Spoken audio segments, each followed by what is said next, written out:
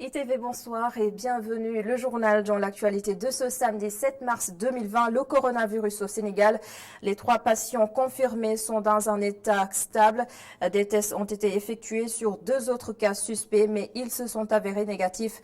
Les précisions du docteur Aloïs Walidiouf, directeur de cabinet du ministre de la Santé, dès l'entame de ce journal.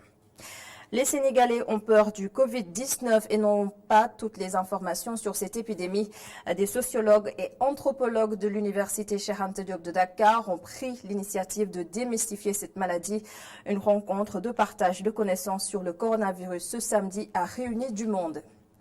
Et l'article de la semaine aujourd'hui va analyser le traitement médiatique de l'épidémie. Certains médias sénégalais sont accusés de stigmatisation par le CORED. Le président du Conseil pour l'observation des règles d'éthique et de déontologie, Mamadou Thior, va revenir sur tout cela tout à l'heure. Le développement de tous ces titres, c'est dans un instant.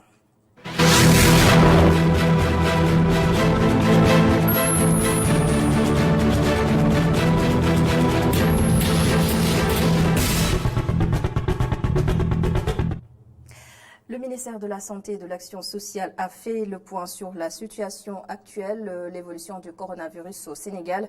Les 3 patients confirmés sont dans un état clinique stable. 2 nouveaux cas suspects ont été testés négatifs. Tout de suite, les précisions du directeur de cabinet du ministre de la Santé, Dr Aloïs Walidiouf.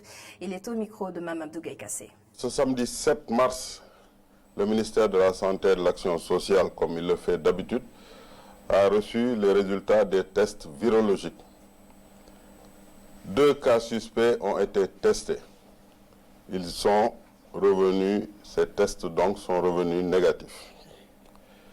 L'état de santé de nos 3 patients, puisque actuellement nous n'avons que 3 patients au service des maladies infectieuses et tropicales, leur état de santé est stable et les tests de contrôle pourraient être faits dans les 48 heures. Le suivi des sujets contacts se poursuit parce que vous savez que les patients positifs ont eu des personnes, hommes et femmes avec qui ils ont eu pendant un moment de leur circuit des contacts. Eh bien, ce suivi des sujets contacts se poursuit. C'est pour dire donc que ce samedi 7 mars 2020, aucun nouveau cas n'a été détecté au Sénégal. Les étudiants de la faculté des sciences et des techniques de l'UCAD, préoccupés par l'avènement du coronavirus à Dakar, ils ont exprimé leur inquiétude au lendemain de l'annonce de la guérison du premier cas confirmé au Sénégal. Youssouf Konté pour le compte-rendu de la conférence de presse de l'amicale des étudiants de la faculté des sciences et techniques de l'université Cheikh Anta Diop de Dakar. La peur est encore palpable sur le visage de ces étudiants voisins des patients au Covid-19 mis en quarantaine à l'hôpital Fann. Ils sonnent l'alerte. Et quiconque parmi vous sait que l'université constitue le Sénégal en miniature. Et si l'on parle de regroupement de personnes, c'est plus facile de le faire ici à l'université. Raison pour laquelle on a eu cette inquiétude entre l'université et l'hôpital Fann, c'est un seul mur. C'est un seul mur. Une personne peut sauter ce mur pour quitter l'hôpital Fann et entrer à l'université. Et pour que quand même ces choses puissent ne pas quand même se faire, il faut que le dispositif sécuritaire soit amélioré et augmenté. Quand bien même le patient zéro est tiré d'affaire, ces pensionnaires du campus social de l'UCAD ont toujours la peur au ventre. Pourquoi rassurer? Nous, étant des étudiants scientifiques, nous savons nettement qu'un virus, ce n'est pas quelque chose qui est facile à maîtriser. Et ce virus peut faire sa propagation de la plus rapide des manières. Vous avez connu l'ampleur qu'il est en train de faire. Vous avez entendu des pays qui sont un peu plus en avance du nôtre, qui ont eu des difficultés pour stopper ça. Donc, où en sommes-nous? Nous, le Sénégal est un pays qui n'est pas doté de ces genres de type de moyens pour pouvoir quand même faire face à ça. Mais quand même, il faut qu'il y ait ces mesures préventives dont je venais de citer. Nous nous sommes rendus à la direction du COUD pour recueillir l'avis des autorités, mais difficile de trouver un interlocuteur. Et nous restons à l'université Cheikh Anta Diop de Dakar où les sociologues et anthropologues de la faculté des sciences humaines ont organisé un panel aujourd'hui sur le coronavirus justement. Ils veulent casser le mythe autour de l'épidémie pour un regard plus participatif. Le point avec Cheikh Hassan Affal. La forte circulation des personnes et la mondialisation ont joué un rôle très important dans la propagation du Covid-19, surtout dans un contexte où le monde n'était pas bien préparé à faire face à une telle épidémie. Les pays n'étaient pas préparés à une propagation rapide. Ce sont des épidémies qui sont très difficilement endiguables dans un contexte de mondialisation où tout le monde voyage, où tout est interconnecté. Voilà, c'est ce qui explique en fait que cette maladie s'est propagée aussi vite. La mondialisation a un rôle dans la mondialisation des épidémies, c'est sûr. Le modèle capitalistique accélère les changements climatiques, accélère la propagation de virus. Un virus qui, pour lutter contre, nécessite beaucoup de précautions, des précautions très délicates, surtout face à nos réalités socioculturelles. Aujourd'hui, le risque est dans les contacts, le risque est dans les rapprochements, le risque est dans le partage, le risque est un peu partout. Ici au Sénégal, nous mangeons tous ensemble dans la même assiette, mais je pense qu'on peut faire des efforts en situation difficile, on peut faire des efforts pour essayer de manger un peu dans les assiettes séparées pour ne pas avoir à se toucher pendant qu'on mange. Pour faire face à une propagation fulgurante du virus, le monde scientifique riposte avec virulence. Une attitude qui doit être constante. Honnêtement, vu les moyens qui sont déployés pour le Covid, si des moyens similaires étaient développés pour d'autres pathologies, je pense aussi à des maladies tropicales négligées. Il est bien clair qu'on pourrait parvenir à éradiquer d'autres maladies, comme ce qui s'est passé avec la variole, par exemple, à l'époque, où on est parvenu à éradiquer la variole dans le monde. Ça doit servir de leçon pour nous faire réfléchir sur les inégalités en santé dans le monde. Dédiaboliser le coronavirus et mieux gérer la communication pour éviter une infodémie ou phobie de l'information. Voilà ce que préconisent les experts face à une maladie qui n'est pas plus dangereuse qu'Ebola, souligne-t-il. Parlons toujours du Covid-19, le ministre de la Santé compte beaucoup sur les communautés religieuses pour une sensibilisation à grande échelle.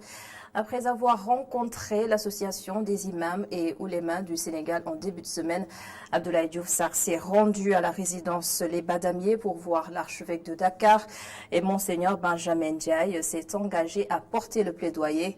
Mais je vous propose d'écouter le ministre de la Santé, Abdoulaye Diouf Sarr.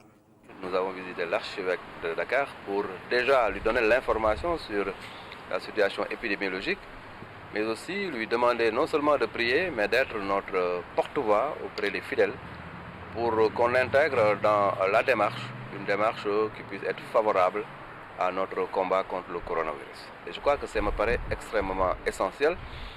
Et nous avons aujourd'hui reçu à son niveau une oreille très attentive et je suis persuadé que l'engagement qu'il nous a aujourd'hui certifié est un engagement qui sera transmis aux fidèles et je suis sûr que quand on bouclera le tour, nous allons voir que la mobilisation communautaire sera totale dans le pays parce qu'aujourd'hui, encore une fois, l'élément le plus essentiel dans ce combat contre ce virus sera l'élément mobilisation, engagement. Le Sénégal doit se lever comme un seul homme pour combattre ensemble ce fléau. Le Comité national de gestion des épidémies a élaboré une stratégie très claire qui est en train d'être mise en œuvre par le Centre des opérations d'urgence sanitaire. Dans le cadre d'une stratégie bien combinée, bien menée, l'ensemble des acteurs de terrain sont en train de travailler. Et dans ce dispositif-là, il y a l'Organisation mondiale de la santé. C'est un dispositif multisectoriel. Maintenant, quand les gens, sur le manteau de leur expertise, donnent des points de vue, il faut en tenir compte.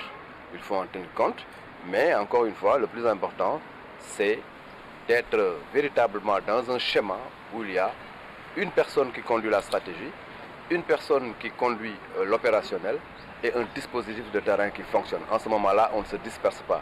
Si on se permet, dans un cas de figure comme ça, d'être véritablement dispersé par des points de vue à gauche et à droite, cela pose un problème.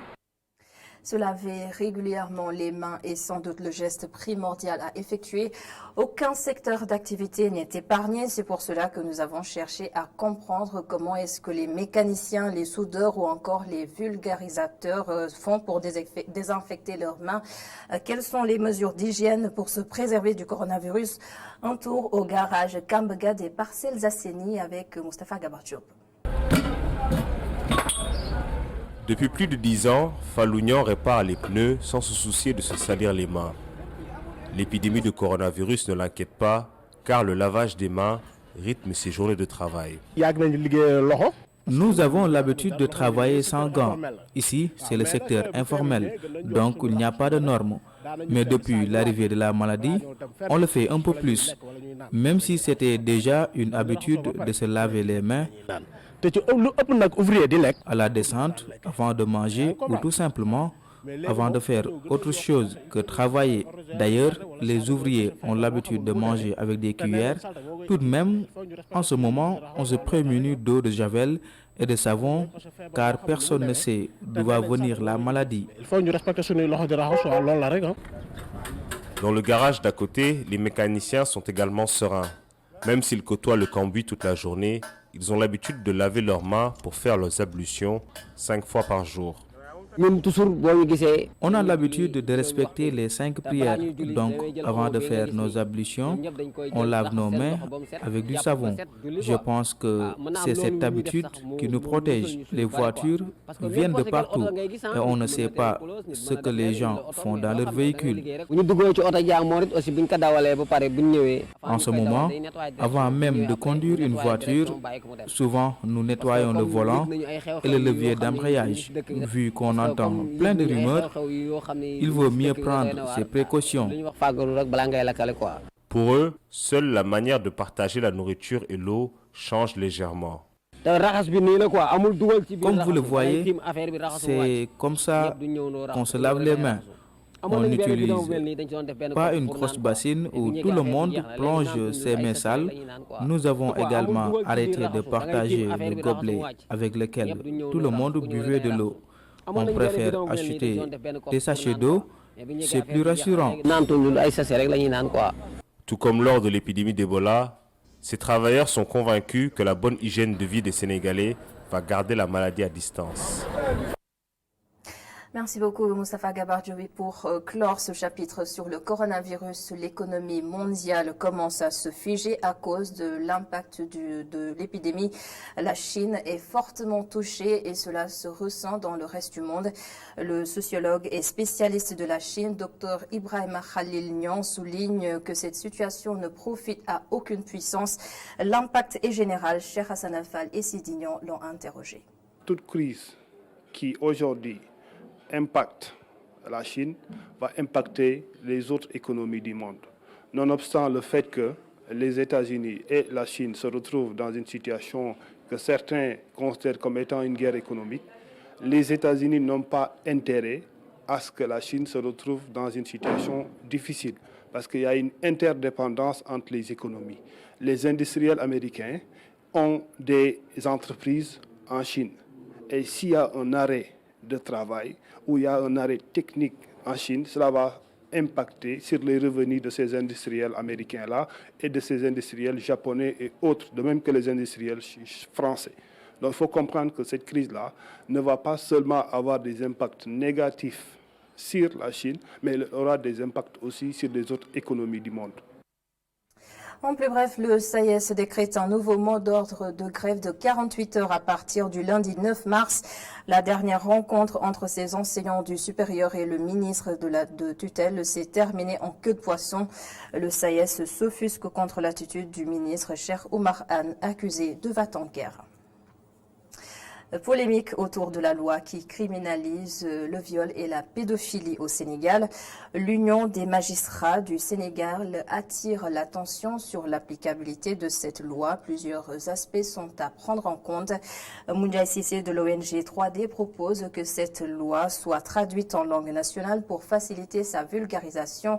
Explication Abdourahmane Li.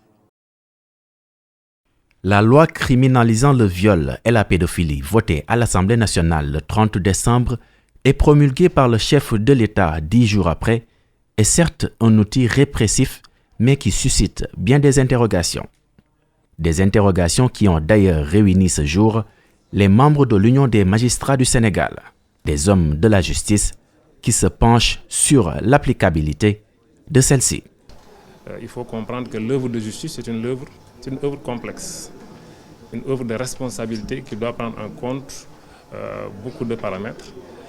Autant les victimes doivent être protégées, indemnisées, parfois même accompagnées si c'est le cas d'un viol, autant les personnes poursuivies également doivent bénéficier d'un procès juste et équitable. Et notamment, elles doivent pouvoir être jugées dans un délai raisonnable. Donc c'est pour réunir les conditions de tous ces paramètres-là que nous avons décidé de tenir cette journée de réflexion. Il est parfaitement possible que devant le juge d'instruction, que quelqu'un accusé de viol, quand le juge l'entend et surtout qu'il se rend compte qu'il y a des problèmes de preuve, qu'il le laisse en liberté. C'est parfaitement possible. Bon, ce que je veux dire ici, c'est qu'il ne faut pas confondre les deux. Ce n'est pas forcément parce que le viol est criminalisé que les gens doivent rester en prison 2 ou 3 ans. Non. Une loi qui, par ailleurs, pourrait participer à accroître la population carcérale. Un risque qui nécessite la définition de nouvelles dispositions. C'est un risque qui ne nous amène pas à remettre en cause le bien fondé de la loi. C'est un risque qui est là, dont nous sommes conscients, mais c'est pour éviter justement ces longues détentions que nous avons jugé nécessaire de réunir tous les praticiens pour voir dans quelle mesure ces dossiers-là pourront être jugés dans des délais raisonnables. Il est important aussi que nous, acteurs, nous prenions les dispositions pour qu'au niveau de la mise en œuvre de cette loi-là, qu'on évite, dans la mesure du possible, toute longue détention. La vérité, c'est que le dossier de chaque juge d'instruction mérite une attention particulière. L'exigence aussi d'avoir des dossiers qui sont rapidement traités, ce n'est pas seulement pour les affaires de viol, c'est dans toutes les affaires. Au-delà de ces acteurs de la justice sénégalaise, la société civile s'est également invitée à cet atelier avec l'autorité morale de l'ONG 3D. Moundiaye Cissé insiste par ailleurs sur l'implication des populations quant aux tenants et aboutissants de cette loi criminalisant le viol et la pédophilie. Et cette loi donc doit être traduite dans les langues nationales et vulgarisée auprès des citoyens, mais également développer des stratégies d'appropriation à travers des émissions télé, des émissions radio, mais à travers des actions de proximité auprès des citoyens, afin qu'une meilleure appropriation soit établie dans ce cadre. Des acteurs de la justice qui, par ailleurs, restent conscients des difficultés à juger une affaire de viol, notamment avec l'arrivée de cette loi le criminalisant. Abdourahmane Ly, lors de cette rencontre, l'UMS a également abordé la question de la grâce présidentielle qui pourrait être accordée à quelqu'un qui a été jugé et condamné pour viol. Le directeur des affaires criminelles et des grâces rappelle que le président de la République a cette prérogative. Mandia Ignan répond à Abdourahmane Ly. Tout ce que la Constitution dit, c'est que le président de la République dispose du droit de grâce. Il lui appartient de voir les cas particuliers dans lesquels il peut l'exercer. Bon, maintenant, bien entendu, dans l'exercice de cette fonction, notre direction, le ministère, aide à définir une politique. Et je peux vous exposer que la politique pénale actuelle, dans le cadre de ces grâces collectives, etc., par exemple, certains cas de crimes violents, les infractions sexuelles, sont systématiquement écartés. Mais juridiquement, le président de la République peut parfaitement gracier un violeur. Je peux vous donner un cas, par exemple, où quelqu'un, même violeur, a été, il s'agissait, je crois, d'un Belge qui avait commis des viols, des actes en Casamance, mais quand son avocat a fait la demande, il était malade et d'une maladie pratiquement qui le conduisait à la mort. Et il était resté très longtemps en prison. Il avait des médicaments qui n'étaient plus disponibles au Sénégal. Et il fallait l'évacuer pratiquement sur un brancard, sur un lit de mort. Et par exemple, dans un cas pareil, nous avons pu écrire en disant, compte tenu de sa situation sanitaire, nous pensons que cette personne pourrait être éligible au pardon du président de la République. Et nous sommes à la veille du 8 mars, la journée consacrée aux femmes du monde, l'entrepreneuriat féminin et la protection de l'environnement au cœur d'une rencontre organisée ce samedi par le WIC Capital. Il s'agit du club d'investissement des femmes sénégalaises. À ce propos, je vous propose d'écouter plutôt le message de Evelyne Silva du comité d'organisation. Sidignon a recueilli ses propos. Aujourd'hui, la raison pour laquelle nous avons choisi le thème de l'entrepreneuriat vert pour notre journée, pour notre célébration dans le cadre de la journée de la femme, c'est parce que c'est un sujet d'actualité. Aujourd'hui, on ne peut plus faire des affaires, on ne peut plus créer une société, faire de l'activité sans intégrer ces questions environnementales.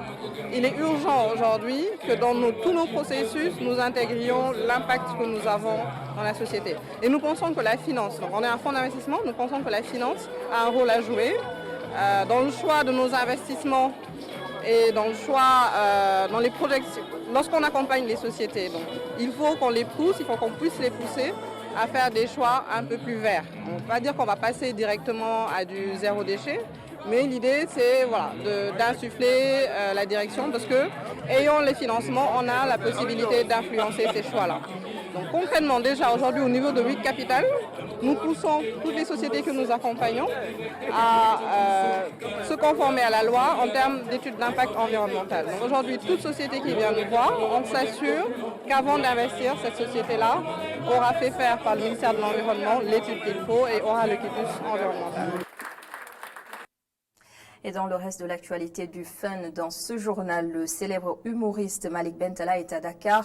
Son spectacle est attendu ce soir, un one-man show qui aura lieu au canal Olympia. Il a reçu un peu plus tôt une équipe d'ITV au micro de Sophia Ba et sur des images de Moussa Fall. Malik Bentala raconte son parcours, son métier, le tout sur des notes d'humour. À un moment donné, la nana, elle entend un bruit, tu sais, genre... L'humoriste Malik Bentala se présente en choisissant bien ses mots. Il nous parle de son arrivée au Sénégal et précise ce que ce voyage représente pour lui. Charismatique, drôle, beau, célibataire. Il faut que j'aille voir ces magnifiques pays, il faut que j'aille voir les frères sénégalais, les frères ivoiriens et... C'était pour moi essentiel à un moment donné dans ma carrière de faire ce World Tour pour découvrir de nouvelles cultures, pour découvrir de nouveaux pays et puis surtout pour partager ce spectacle avec vous. Parce que le Sénégal, c'est un pays bourré d'artistes de talent. Le comédien n'hésite pas à revenir sur les changements que connaissent aujourd'hui sa profession. Son message, toujours rester authentique à travers son art. Aujourd'hui, c'est dangereux de faire de l'humour. C'est terrible de dire ça parce que on vit dans une époque où quoi qu'on dise, quoi qu'on fasse, on cherche toujours, c'est l'époque qui veut ça, mais on cherche le bad buzz, le clash, l'aspect négatif.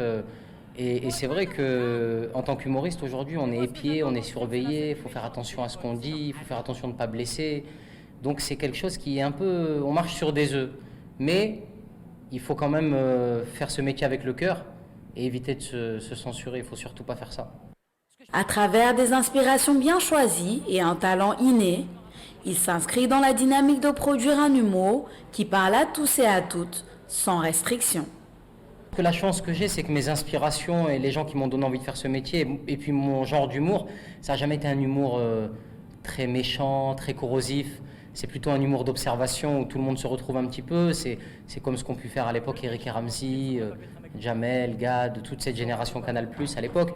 C'est vrai que j'ai jamais été politisé dans l'humour, ou corrosif, ou blessant. C'est pas dans... Il y en a qui le font très bien, qui s'en sortent très bien. Mais moi, je suis plus dans l'humour drôle et gentil. Malik Bentala débute sa tournée mondiale ici au Sénégal ce samedi 7 mars à 19h au Grand Théâtre de Dakar. Malik Bentala débarque à Dakar pour un one-man show exceptionnel. Merci beaucoup Sophia Ba. Et cette actualité internationale en lien avec le coronavirus, l'Arabie Saoudite a rouvert l'esplanade qui entoure la Kaaba, fermée il y a quelques jours en raison de la propagation du coronavirus. Mais le pèlerinage de la Omra dans les villes saintes de la Mecque et Médine reste suspendu.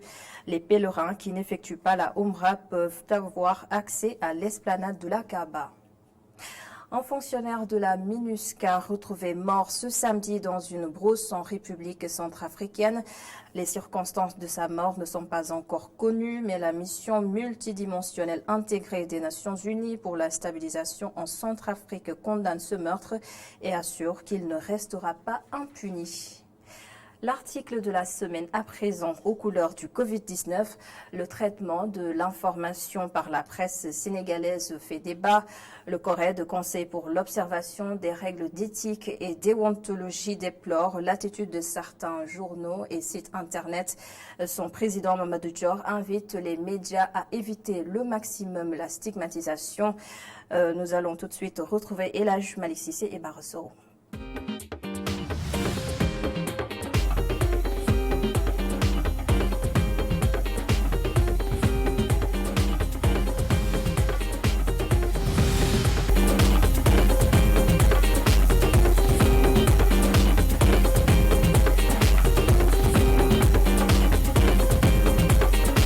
Le coronavirus continue de faire les choux gras de la presse. Mais attention, il ne faut pas jeter l'anathème sur des ressortissants étrangers. Le président du CORED alerte. Ce qu'il y a à déplorer, c'est un peu cette stigmatisation qu'on note chez certains de nos confrères. Parce que, honnêtement, pour une maladie qui apparaît en Chine, il n'y a qu'un voyageur qui peut nous l'amener. Donc, si c'est un voyageur qui vient de France ou de notre pays, il n'y a pas lieu de faire dans la stigmatisation. Donc, parce que si ce n'était pas un Français, ça aurait pu être un Italien, ça aurait pu être un Coréen, ça aurait pu même être un Chinois, vu un peu nos relations qui sont trop proches.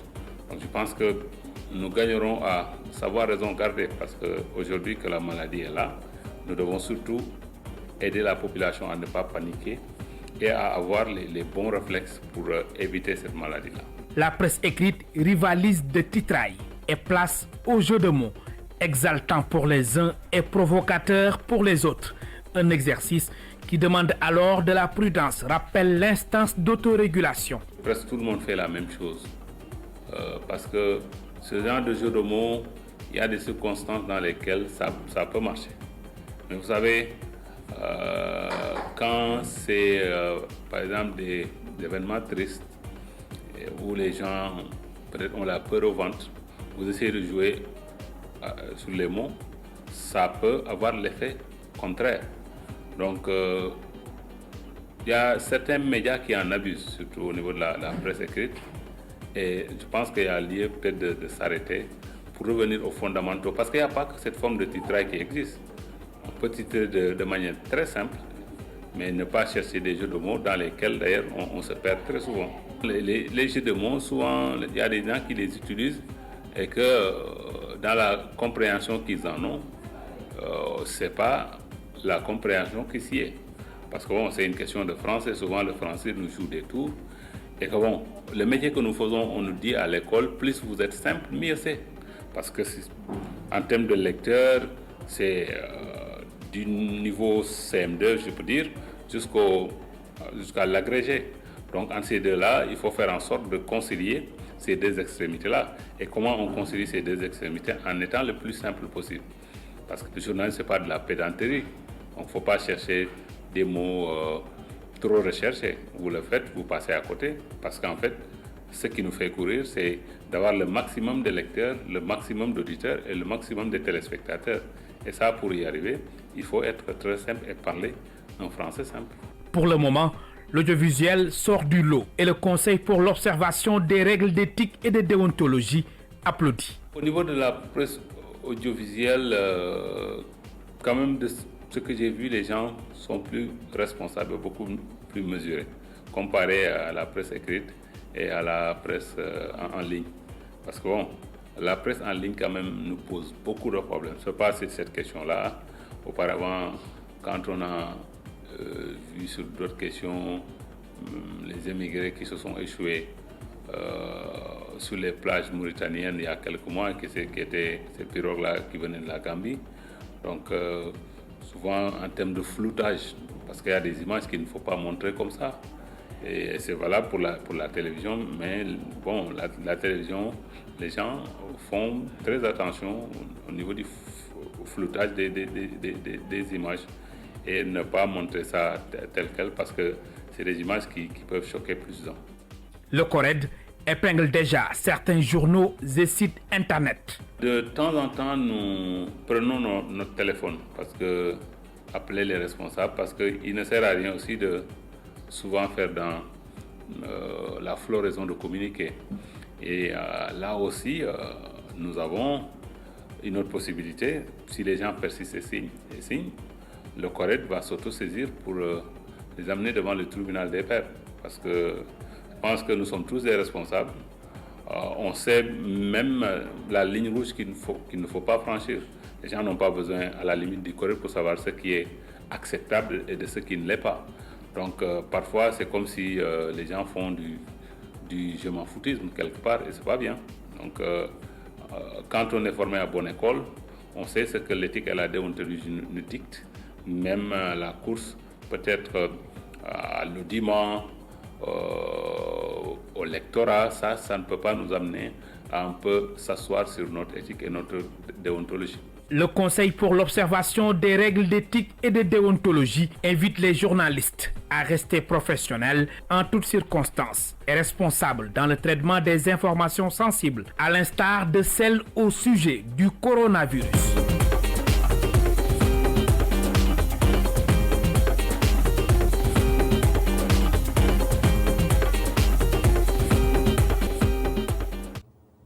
Merci beaucoup El Hadj Malick Cissé et rendez-vous la semaine prochaine pour un nouveau numéro de l'article de la semaine. Et c'est la fin de ce journal. Merci de l'avoir suivi. Merci à toute l'équipe de la régie. L'info revient à minuit. Jukib Ribari avec Baba Ndiaye. Je vous donne rendez-vous demain 19h45 pour un autre journal dans la totale. Bonsoir.